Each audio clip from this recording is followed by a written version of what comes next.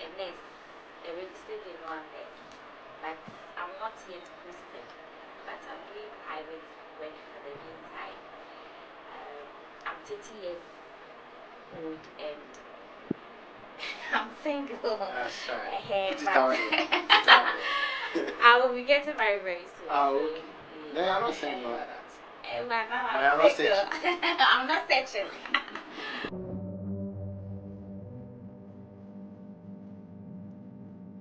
Okay, what drove me was my passion, my vision, and what I want to aspire in the nearby future. That's why I traveled.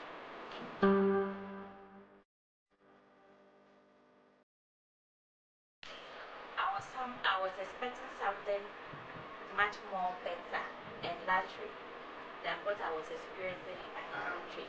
Yes. So you went there? Yes. So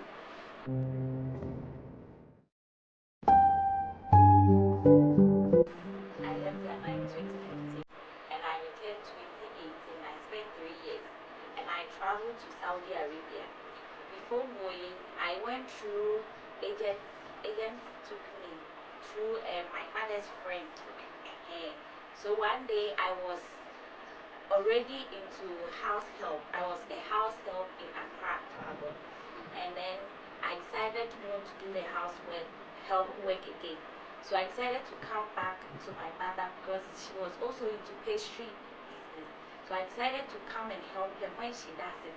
Then I'll go and sell in traffic. That is around Amasamai.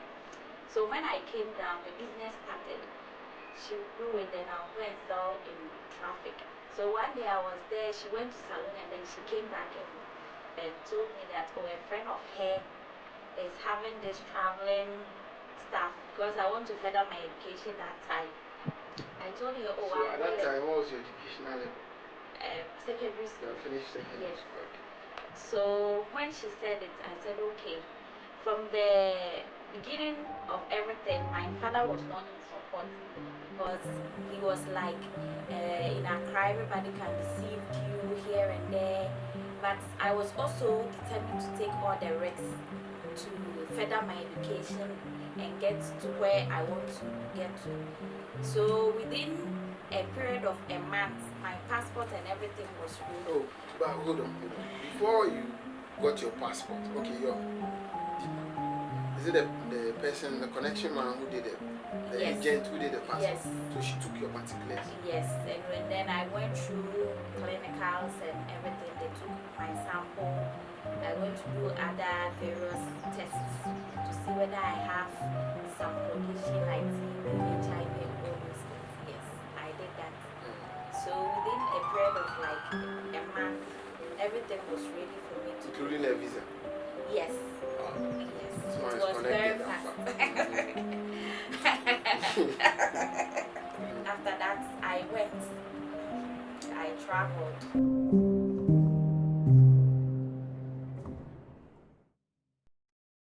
It was Sunday. So when it got closer, then my father got to believe that everything was true. Yes. So he plus my siblings and my mother we all went to the airport. My father is the treasurer guy. And so he took his spring car, took the whole family inside, and then we went to Dubai International Airport. And then we were there, and then the agents came. I was not the only one going. When I went there, then I got to realize there are other people that we are also going. before this time, had you met the agent? The agent? Yes. Before the day of your Yes, travel, yes, I met her. Yes, I met her for about 3 or 4 minutes. Okay. Ghanaian? Yes, she's a Ghanaian. So we went to the airport, we went through the process, and that was my first time. And I remember my agent gave me some money to give it to some people at the airport. But because I don't know the process involved, I gave it to the wrong person. And when I gave it to the wrong person, the agent told me that it is finished, that I'm not going. So I started crying. I was worried. So she went back to the person and asked her to give the money to me. So she was able to convince and then she took the money and bring it, and then I gave it to The right the right person. Then I went through the process, the checkpoint. I went through everything successfully, and then we got to some point. A small vehicle coming took us to the plane. Okay. We sat down comfortably, and then yes. Do you remember the airline that you took? You can't remember that. Yes. That's fine. Okay. And then we went off, and we were there because I don't know much about traveling that time. We were just watching movie. On the plane? Yes, a Nigerian movie and some African movie. We were served food and some drinks, water, anything you want. If you ask, they will attend to you. Yes. So we went. The journey was like roughly, the time changes, so I can't tell, but I think it will be like 6 hours or so journey. So when we got to a place called Daman in Saudi Arabia. So we landed in Saudi Arabia? Yes, yes. I see. It was a very big place. So when we went there, we were kept in a small room. At the airport? Yes, for some time, for more than 24 hours or so. Plus different countries. Hold on. Asian countries. They kept you at the airport for yes, whole day? Yes. So they gave you food and everything? Only some buffaloes and water. And we were very hungry. You are going too fast. So you arrived at Daman Airport? Yes. Right? Yes. They kept you in a room inside the airport? Yes. You were not allowed to come out? Yes, because that country, women and male don't have that interaction. So we're about 20 women, and we're all kept in one small room. And you are not allowed to come out. Everything, washroom is inside. Go floating. And that's what they shared. I remember that's what they shared. So we were there, and other countries was also part. Apart from Ghanaians, we have the Indians, Indonesians, Nigerians, a lot of African countries plus the Asian countries. We were all together there, and the experience was not that easy because it got to a point we were hungry, but we don't have option because you can't speak the Arabic. So maybe the only person you can communicate is your countryman or countrywoman. We were there, and then a small dark car called 80 or something, that was small came with a man, and then he came and took us. We were about 10 girls. We were all Ghanaians. He came and picked us, and then he didn't say anything. He just asked us to sit in the car.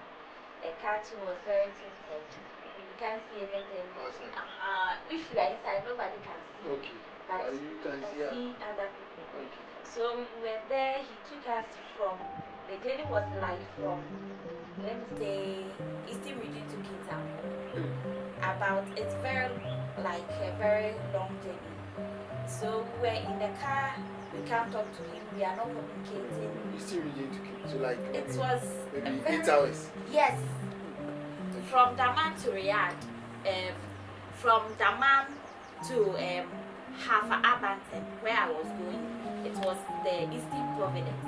They are Eastern, like Eastern region in Ghana. So the journey was a bit long.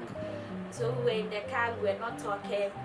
We were very hungry. We started praying because we don't know where we were going. We started praying. Some people started calling. And me, my agent told me that if I'm going, it's company work. I'm not supposed to send my phone. So I left my phone. Like, I became very worried because I don't know where I was going. So, yes, no water, nothing. So luckily, there was one lady. Now she has been there for like 6 months. She went there and came back to Ghana and went again. So now she was able to do some signs and do 1 or 2 communication with him. So she told him that we are hungry. So along the way they have like the filling station, the supermarket there. So he went there to get us some small fruit, some pastries. And then one big this thing. the vortic, medium size. Then he asked us to share with 1 cup. Ah, that time you forget say yeah, this one have not even brushed it. So we all share the water. Oh, it got to a point the car was heat. There was a lot of heat. But in the car? Yes. They don't have a condition. No. And the place is desert. You can travel like 4 hours. You won't see even one tree. Plain sun, like plain desert. You will travel from like Accra to Kumasi and you will not even see one tree on the road. So there was a lot of heat in the car. So we will get to a point and then he will allow us to maybe visit the washroom and yes, other things. So we got to a place and then another car came, and took about 8 ladies away and left me and other lady. We were only 2. Oh, we don't know where we were going. At that time, it was it was very terrible. We were worried. We don't know. We can't speak their language. Like we don't know anything. Yes, only signs. Maybe you want food or something. So he took the other 8 ladies to a different place. We don't know. We started praying. Some were able to call their family, say where we are. We don't know other things. So we went to a very big house, a very tall wall. They are one to the very tall. If you're inside, nobody will see what is happening to you. So we went to the house and I was there with the lady. When we got there, we were very tired. We asked for water. So one woman came out and offered us water. So we were sitting in that place. They don't usually do stuffing chairs like Ghana. They sit on the floor, then they will cross their legs like that. That's how they sit. So when we went, we sat on the floor, and then by the time I realized within 10 to 15 minutes, they came and took the other lady away. So I was left alone. I don't know what is next. I don't know where she's going. If they come to you, they are not communicating. They don't see anything. They can't speak English like, So I was worried. And I asked them, say, I need food. Like, I'm really hungry, so I need food. I was really exhausted. So when I asked for the food, later, when the lady left, within 15 to 20 minutes, when we got there, by the time I realized I have slept off. Oh, so I was there. They came and tapped me that somebody's looking for me outside. When I went, it was some slim young white boy with some Porsche car. So he asked me to sit in the car. I said, hey, I said, he asked for him to speak English? No, like he's to go, come, like small, sit like those things. So I sat in the car, I don't know, I was just praying. And then he sent me to a very big house. When I went, it's like family. Somebody and a husband with about 5 children. They were sitting down taking dinner. And then they welcomed me. They gave me a seat to sit. They asked me, which country am I coming from? I said, Ghana. And then I said, okay, you are welcome. So they gave me some tea. That time I need something like rice, not tea, like, because I couldn't eat. The food was not ready when I left that place. I need something heavy. So they gave me small TV in the car. And then bread be with some cream be ham. See, Mandy, I just bought it away and took the bread. See, no.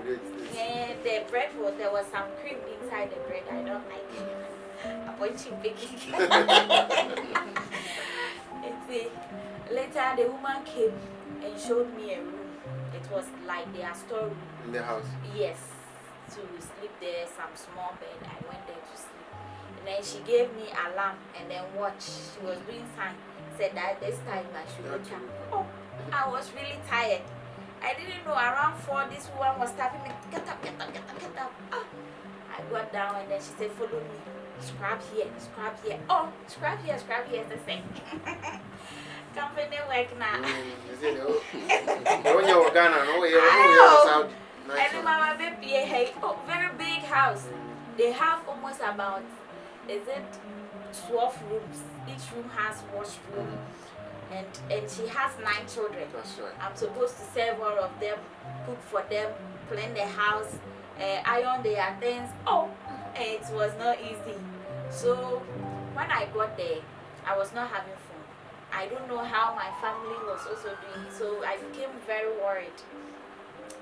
So I told them that I want to call my family, and then they gave me some landline telephone in the house that if I want to make a call, I can use that one because I can't own a phone. I said no, why can't I own a phone? So the woman told me that then at the end of the month, if I went, then she would buy me that small yams. So truly she got it. And luckily for me, that house, the first son has been in Canada for education and other things. So for him, yes, and she's open to other people, so he can relate very well. So when I went to the house, he's the only person that communicates with me. Then he will translate it to the mother that I'm saying this.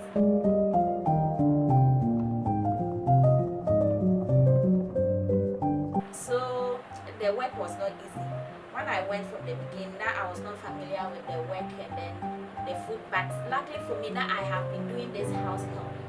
I have done house help in Spinters and then Kragon. So I was having the experience a bit before going.